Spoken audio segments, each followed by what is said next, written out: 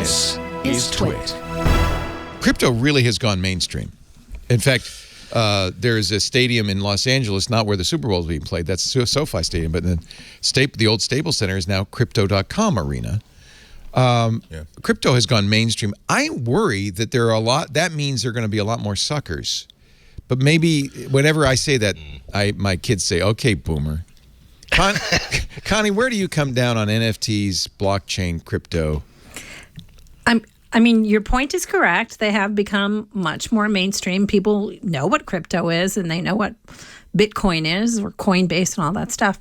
Do I think, though, that means that there's massive opportunities for scams? Absolutely. Yeah. There are no experts who can tell you, or there are purported experts. I think we were going to talk about some scamsters online who claim that they can give you advice on how to buy and sell crypto, but it's the early days. It's the wild, wild west. And in the wild, wild west, who makes the money? Most of the people are the people selling the picks and shovels, right? Not the people who are doing the shoveling. So it's early days, and there's going to be a lot of scams. And I think because it's early days, a lot of the people, including maybe some Super Bowl advertisers who are really promoting crypto and NFTs and all this are the people who got in early, who want to sell and make dollars off of the crypto, as opposed to people who really are believers. But then there are, and I'll agree, there are the true believers. And certainly blockchain is not going to go away. Cryptocurrencies, who knows, may be the future of currency. I'm not saying that. I just think that a lot of speculation is going on, and that means risk. The other big advertiser on the Super Bowl, it's been on NFL all season, is fantasy sports and betting, gambling. I think they go hand in hand. Gambling, crypto. Two sides of the same coin. You think so? Andy, you agree? Well, one of the biggest advertisers of all, like, big time sports has always been financial services companies. True.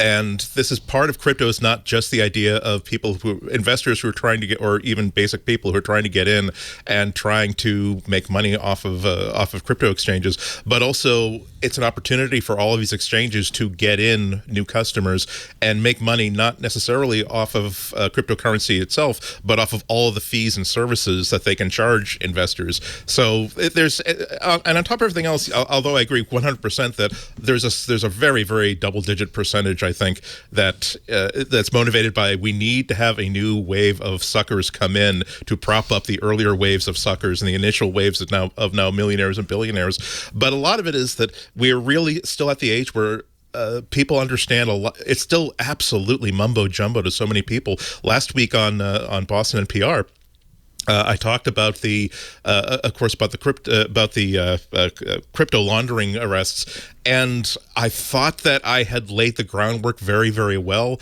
But the basic understanding of what a digital currency is, what a crypto-based currency is, and how it works, it's kind of like trying to explain personal computers to people in 1978.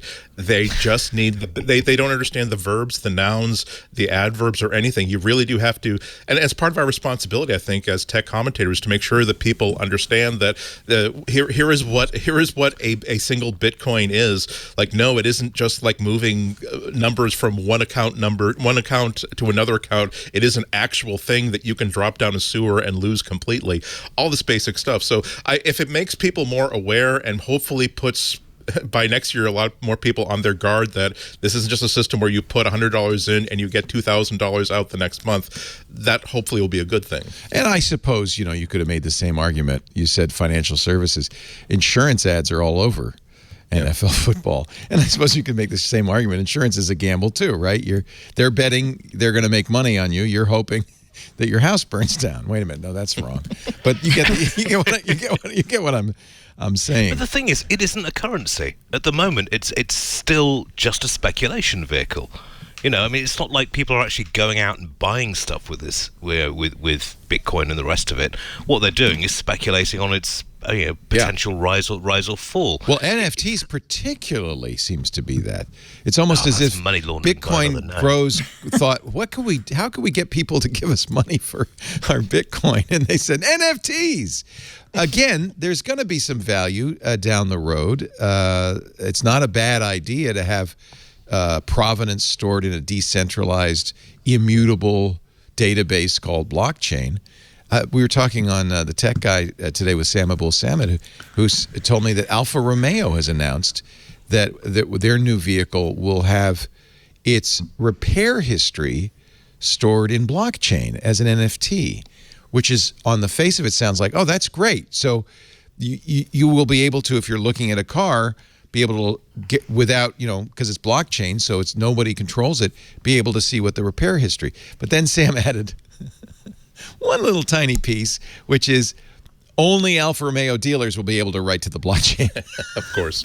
So it really is, and this is a perfect example of a good idea that ends up being a lock-in for dealers doing your repair. I will say about cryptocurrencies, to Andy's point, education, that's the part of the process we're in right now. And that makes a lot of sense because it's early. As soon as the government starts talking about creating a virtual dollar, which the Fed has been, in the EU, they're talking about a crypto euro version. Those are all like they're not a 2022 thing. They're going to start talking more seriously, I think, in 2023 and beyond. They know that a virtual form of our currency will be part of the future, and I think that's when more people will start to understand, especially if you're going to get paid in virtual dollars or virtual euros. In a way, we are. I mean, my paycheck, I never see a dollar bill. My paycheck is just bits that get transferred to some place where I store my bits, and then I give my bits to somebody else when I buy something.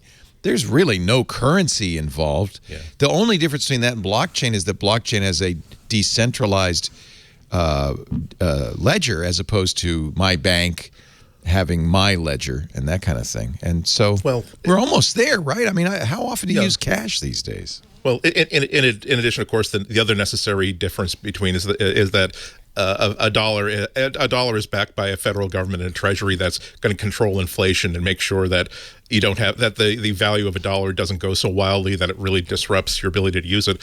But I hope that Bitcoin and other digital currencies doesn't become just associated with, it's not a digital beanie baby. It's a fad that got blown out very, very quickly by people who are just speculating and turning something silly, because it's a very, very powerful concept. There are so many people, even in the United States, who simply don't have access to banking, period.